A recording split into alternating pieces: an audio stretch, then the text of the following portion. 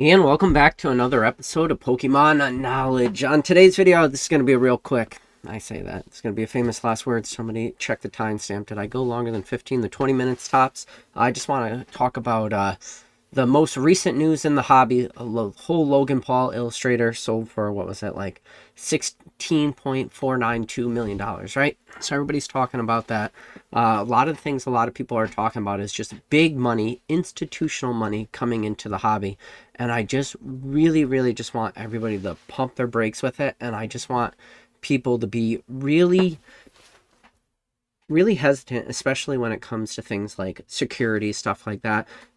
I'm one of those people, and I've gotten pushback on this in the past, and I've definitely done it. But I don't like to compare the Pokemon to the stock to the stock market. And people are like, well, why don't you like to do that? I don't think it's a good one-to-one. But at the same time that I don't like comparing Pokemon to the stock market, I also don't like comparing Pokemon to other collectibles assets. Like one of the things a lot of people will say is like, well, why? Well, because a lot of people will point to like the S&P 500. The S&P 500, like, well, I say recently, it's been almost 20 years ago. Like, I was going to say recently had its 50th anniversary. In fact, we're actually coming up on the 70th anniversary of the S&P 500. S&P 500 came out in 1957. 2007 was the 50th anniversary. So actually, we're up on the 70th anniversary. And, well, why don't I like to compare it to S&P 500? Well, we talk about gains of companies in the S&P. Well, it's like, well, if you just said the S&P was invented in 1957, well, how many companies are still in the S&P 500 from 1957? And it's like 50. So 450 of the companies that comprise the gains that we talk about all the time don't even exist in that fund anymore. So I just don't like that. I don't like that comparison. That's why. And it's like, why? It's like, because we are comparing, one, you're comparing Pokemon cards to individual Fortune 500 companies, which their entire business model is different. I just don't like the comparison. But people be like, well, what would you compare? I'd say a better comparison would be to some kind of collectible. I would say probably sports cards would be the best, but like really any collectible asset would be better. But then it's like, so what? Beanie Babies, Pogs, that's like, so that's like instant. Everybody's like default. I don't know if it's their default, like they're scared, their mechanism, like they put their back against the wall and they just want to start swinging. And it's like, no, I literally just said I don't like to compare it to that either. Do I like to compare Pokemon to Beanie Babies? No. Funko Pops? No. But I think it's a better comparison, but I don't do either one because I just don't think it's right. But people are like, well, what do you want to compare it to? You're going to compare it to crypto? I don't like crypto either. And the same reason I don't like these funds. You know why I don't like crypto? Because crypto is a security. And securities, well, they scare me, especially in this hobby. And a lot of people are like, well, what are you talking about, PK? What do you mean it's a security? Why does that bother you? Why don't we want Pokemon to become like an asset class? Don't we want Pokemon to like get an ETF to be a security? Well, no. Well, why is that? Well, I don't take Bitcoin payment. If any, I don't take any crypto payment, but if I did, maybe I would take like a stable coin. Well, the people will be like, well, PK, why won't you take Bitcoin? Listen, if I buy an item for $50,000, easy math, right? I buy an item for $50,000 and I sell that for $100,000. I owe taxes on that $50,000 gain. Or maybe I'll make it easier. Buy it for 50, sell it for 90, so it's 40. So it's not even numbers. I feel like the Timmies out there will get confused if I say 50-50. So I buy it for 50, I sell it for 90. I owe taxes on that $40,000 that I made. That $50,000 is my original cost basis, so I don't owe taxes on that, but I do own taxes on my gain. So let's say I take crypto payment. Well, if that crypto, let's say I take crypto and then while I'm holding it in my account, it drops from $90,000, which I received for the cost of the card I sold, and it drops to, well, $70,000. So it's like, well, PK, you could just write off that $20,000. I can't because it's a security. The most I could write off on that is $3,000 a year. So now I still owe taxes on that $40,000 I made because it was a taxable event. I sold, and again, everything I say is not tax advice. I just want to, I'm not a, reach out to your licensed CPA if you guys want actual financial advice. And this is just the way I understand it. I owe taxes on that 40,000 that I made, but then it dropped, the Bitcoin dropped, and I can't write off that $20,000 as a loss. The same thing works out for this Illustrator Pikachu. A lot of people are talking about cards now becoming like key points of these ETFs and these mutual funds and these investment portfolios they are working. If I buy a Illustrator Pika for 16 million, which I am not, but if I did buy that, I would buy that through my business, right? Because you have different things for like, if you buy it as a personal collector, and anything I talk about big dollar amounts, it doesn't make sense to do it as a personal collector because then it's just a capital asset opposed to like a normal business expense. So capital assets, you're not going to really be able to write off anyway. So I'm not really doing this from a personal collection. I'm talking about this through a business. And I'm sure a business bought the Illustrator. It wasn't a person. Now, this is the thing. It's like, well, it's the most expensive card. Cards in the hobby, they only go up though, right, PK? Not necessarily. So what's the problem with the Illustrator Pikachu, right? The problem is where a lot of the value is. One, Logan Paul, say what you want about him, say he's a piece of crap, say all this. He's a good hype man. So say what you want about Ken Golden. I could put up the original Shop at Home, and which is in my, go watch it. The original Shop at Home, Ken Golden pumping up like the Neo Binder, starters. Like, the dude's a good salesman. Whether I agree with his sales tactic or not doesn't change the fact that he's good at what he does. Same thing with Logan Paul, social media influencer, good at what he does. I think that a lot of the value that was attributed to that Pikachu was built into the entire hoopla surrounding it. Now, it doesn't matter, right? That Pikachu, it doesn't matter how many times it was a 9, it's a 10, it's a 1 of 1. It is a 1 of 1 with the exception of I have it under good authority. And I see a lot of people say I have it under good authority and they won't say who. I'm going to say the name. Zach, Jim at Pokemon, he has talked about this. There's probably no person in the world, at least none that I know of personally, and maybe Zach could be in the top, well, he's definitely in the top 1 percentile. He might be in the top 1% of people in the, he might be the number 1 in the hobby who's actually seen the most Illustrator Pikachus. Out of all the ones that exist, maybe there's somebody else out there that exists that have seen more Illustrator Pikachus than Zach, but he's at least top 5. Nobody in the world has actually seen or held more than he has. So he said it. So we have it on good authority from Zach. Zach has said stuff like, now I'm going to take my biases out and I'm going to go off of Zach's opinion. He says that in his opinion, the Tag 10 Pikachu Illustrator is a stronger 10. Now, again, my biases, where I said I'm going to take it out, I'm going to take his word for it. Now, is there questions about like who owns that Tag 10? Is it somebody who actually owns a piece of Tag? Is it like a big marketing stunt by Tag? And it's like, well, who owns it? Well, the owner of the Tag 10 allegedly also has some sort of ownership in Tag. So that's already a conflict of interest, in my opinion. Again, that is all speculative. You can reach out to the Tag people if you want to ask them, like, who owns the card and do they have any, like, ownership in Tag. But that is allegedly what I've heard. And but either way, that's my biases there. But taking that out, I'm going to take Zach's words for it. So Zach's word says, Zach believes, in his opinion, and for Zach, I will give him expert opinion. So in Zach's expert opinion, he believes that the Tag 10 Pikachu is a stronger 10. So then it goes, well, it doesn't matter. If it stays a Tag, it will always be a Tag. Not necessarily. If anybody who owns that Tag 10, if they want the true premium for that, the premium of that card does not exist in the Tag 10. The premium of that card exists in a PSA 10. Now, if you want to do that, well, maybe in 20 years from now, Tag is the better company. What do I personally think? I think that is I don't put anything at absolute 0, but that's about as absolute 0 as I get. It's a 0.0000001% chance that Tag overtakes PSA in the next 20 years. I think PSA will be number 1 in 20 years from now. That's my personal opinion.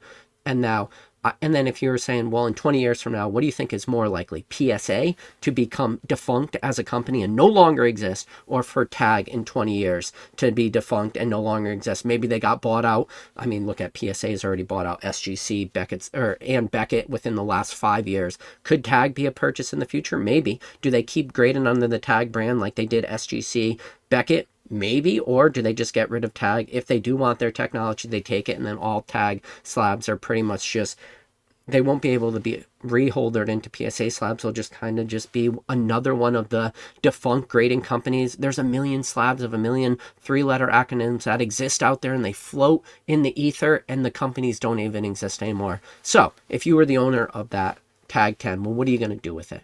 You're going to try to cross grade it to PSA. And assuming that what Zach says and his opinion is valid, that it's a true 10 and it would cross over into a PSA. Well, then what happens to that card? Now, that card goes from a PSA Pop 1, which is a huge driving factor of the value of that card, and now it becomes a Pop 2. Well, how much does that really matter for a card at that level? I think it matters a lot. And then also, can you resell that card at a later date? Now, this is the problem with these funds and everything. The way like a lot of these stock funds work is, stock funds buy, like the S&P 500, they buy a bunch of the companies, right? And the fund doesn't just stay static. Well, why doesn't it stay static? Because the companies that are within that fund, the prices, they keep fluctuating, and some prices go down. But overall, you hope for a macro trend where all the valuation of the stocks go up. When you have a one-of-one locked in a platform, there is no valuation going up, and there really is no valuation going down because it's static. There's that one sale, which is the one comp, and then your card is that comp. You get another one hits the market and does, in my opinion, still overvalued for what that Pikachu would be. Let's say it's the second highest sale right now, Logan Paul's, and we're not going to get into the whole Guinness Book of World Records with his PSA 9 being part of the trade and the valuation. Let's just say we're going to remove all that, and we just say that another PSA 10 hits the market and it sells for $6 million, which, in my opinion, and many other people's in this hobby, is still overvalued. Well, you're going to say 6 million is overvalued. Well, one just sold for 16. I think it's still overvalued. But let's say one sells for 6 or 8. Well, now what happens to that card, which is a huge part of that fund? Well, that fund now drastically drops. And what happens? Now, as a business, if you buy and sell stuff, you could write stuff off as a gain. And depending on how these ETFs and Pokemon mutual funds are, these things could have massive losses. And you know what? You as an investor, you won't be able to write off. You say you buy in for 100,000 and you sell for 60. You don't get to write off that 40,000. You're going to have to write off $3,000 a year. And yeah, you're going to be able to carry over your losses, and you can carry over that losses into perpetuity, into foreverness. And God, at $3,000 a year, you're going to give, at $40,000 of losses, you get yourself a greater than a decade worth of write-offs you're going to have. But like, that's not what I want to be. I don't understand the whole, now that's the thing about all these investment funds. Like, I don't understand why people are so willing to give up control, so willing to get, and control is you give up when people can buy and sell your items. Like, I get it. Space becomes an issue and stuff, but like, the items that are going into some of these quote unquote funds are about as high risk as you get. I don't think there is any item that exists on the market that is more high risk than that Pikachu Illustrator. And the reason why is because this is where my personal opinion comes in. I do not believe that that $16 million sale is repeatable. I do not. I feel like there are other cards like throughout different hobbies that are just better, and I don't think that that number is achievable. And then people will be like, well, what if the tag 10 never goes into a PSA 10? Well, whoever holds that tag 10 is an idiot, and I'll tell you why. Most recent golden auction block, there was a PSA 10 first edition Charizard sold for a little shy of $1 million. A CGC 10 first edition Charizard, they're both 10s, one CGC is still respectable. PSA, almost $1 million. And then one sold for a little less than $100,000. So that means there's almost a 10x multiple, 10 times multiple to have a first edition Charizard in a PSA 10 versus a CGC 10. So when you're like, well, you just said that Zach says the Illustrator Pikachu is a stronger card in a tag 10, I'll take his word for it, whether that's true or not, it doesn't matter. Anybody is a buyer of that card, they're going to want to pay more for a 10 from PSA. So that card doesn't make sense in a tag 10 in the long term. In fact, it only makes sense for like an advertising short-term thing. If anything, that card deserves to be crossed over into a PSA. Why? So they could have a potential 10x return. Like, what does that Pikachu Illustrator in a tag 10, what is it really worth? It's not worth 16 million.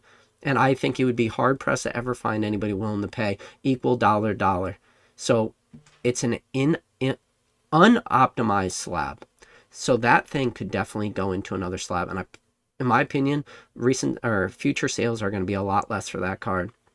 And people buying into these funds are playing with absolute fire, and they're playing with absolute dynamite. And I think a lot of people who are building these funds, I think there are products, and I think there are like things that you can use where the funds actually kind of make sense, but it's unfortunately it becomes like a liquid marketplace thing, where you're just now a fractional owner of all this stuff. Just buy this stuff yourself. And then people are going to say, well, it's a storage thing and everything. It's like, listen, these funds do not make money for even one-to-one. $1 in means $1 out. No. They have their fees that are going to be taxed on. Trust me, the people that are making these funds, they get to make their money too. It's the same way as any fund. But I just think everybody needs to really just pump their brakes a little bit and just think about like what is going on. And now this is the thing, and this is the scariest thing. That Illustrator Pikachu, if the next sale sells for $8 million, that is the greatest sale ever. But people will look at that as a crash. They'll be like, oh my God, look at the Pokemon hobby. That card has crashed from 16 million to 8 million. And that would be the good news headline. And the people from the outside looking in, it's like, see this? And then this is the thing. People will say these words, see this? Pokemon is not an investment. Look at how much this card dropped, right? Where we would all be like, yeah, it was a 16 million card that dropped to 8 million. It's still pretty freaking good if that ever happened. But like people would frame it in a way, but you have like this super heavy hyperinflated sale. And that's the scary thing. And like there was a lot of items that really went like super high. I mean, there was like on the lower-ish end, you look at like the Pikachu with the gray felt hat, there was like a 10 that sold on there. It was like close to $3,700. That's not really a repeatable sale. Like you could pick those up way cheaper than that, but like in the right auction block at the right time, you're going to get these crazy prices. But I just want you guys to all like take a second and just think about like there will be people that will get crushed. And if you're operating in this like hobby as a business, you should want to like have your ordinary losses opposed to like only being able to write off like fractions of your losses. And yeah, you could carry them over from year to year until perpetuity, until foreverness, but that sounds like a terrible thing to do. Like just be mindful of what you're buying and be mindful of like how you can write all these losses off. And this Illustrator Pikachu is a scary example of, in my opinion, a lot of people will get hurt. And a lot of the people that will buy into these quote-unquote investment funds, they will think that the Pikachu's value is in it being a 1/1. And I don't think that's going to happen. I think that there's actually a very, very high likelihood within the next 5 to 10 years, we actually see another Illustrator Pikachu in a 10. Now, I could be wrong. That could always stay a 1/1, but I don't believe it. Why? It's like, well, we're still seeing Illustrator Pikachu still shake out 30 years after the fact. And it's not like it's now just becoming an expensive card. It's always been. It's like, and then it's like, PK, what is PK talking about? It's like, I just told you a tag 10 was recently graded in the last 3 years. Like, that card sat raw for all these years, and then eventually it made its way now into a slab. So it was able to sit for 25 of the 30 years of the Pokemon hobby, like kind of unknown. And then there's people that are talking about uncut sheets of Illustrator Pikachus, and what could that if like nefarious actors get their hands on uncut sheets of Illustrator Pikachus and like all this stuff that has been rumored, and like photos. I don't know what's real versus what's AI for a lot of these photos, but I've definitely seen some of them. So it's like, well, what happens? Or, you know, you have people with like all these card cleaning services, and like whether or not PSA can actually like recognize stuff versus like some of these old certs. It's like, what's to stop somebody now with a PSA 8 or 9 and they crack it out of a slab and they try to get a 10 by altering that card?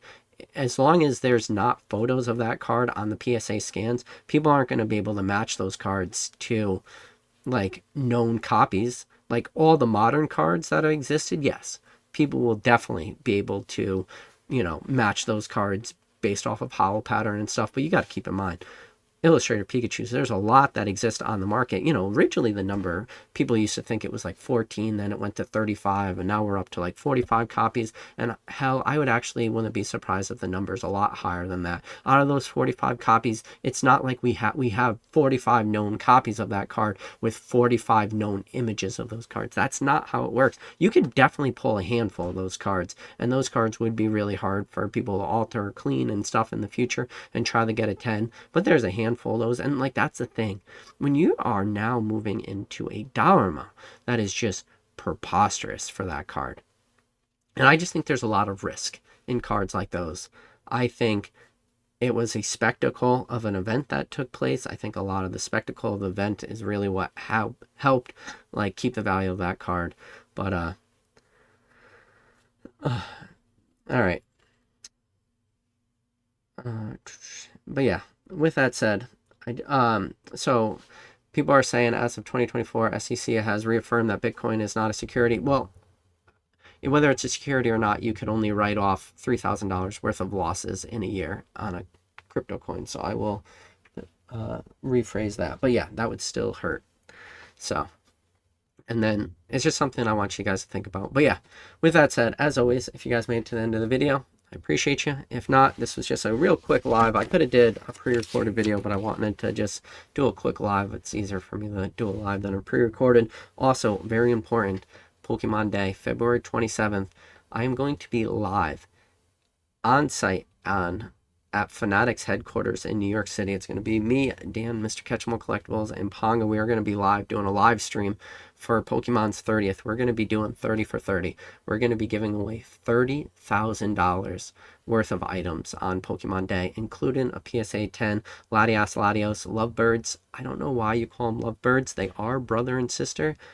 I don't know what type of movies you guys are watching, but you need to go get some help. And then there's also a PSA 10 Umbreon from Evolving Skies, aka the Moonbreon. So we got a Moonbreon, we got a Latios from Team Up. Just something to think about. Both of them PSA 10s. Those will be part of that $30,000 worth of giveaways. We're going to be ripping open a Team Up box, Evolving Skies. We're going to be doing a ton of insta-rips. It's going to be a fun event. 30 for 30, $30,000. And we're probably only going to be streaming for between 2 to 5 hours. And when you start to break down the hours, we're going to be a little shot, depending if we go for 3 hours, we're going to be giving away like $10,000 worth of stuff per hour. So it'll be worth it for you, even if you don't want to go buy anything. No purchase necessary, nothing like that. No illegal lotteries, nothing like that. So yeah, if you guys want to join that, in the link in the description of this video is a link to the Fanatics. You sign up, you get $25 in Fanatics Live credit. I get $25 in Fanatics Live credit. It is a win-win. With that said, as always, I appreciate each and every one of you guys. Please, everyone out there, be happy, be healthy, be safe. Just be careful how you spend your money. It's your money. You work really hard for it. Don't let other people steal it from you. Later.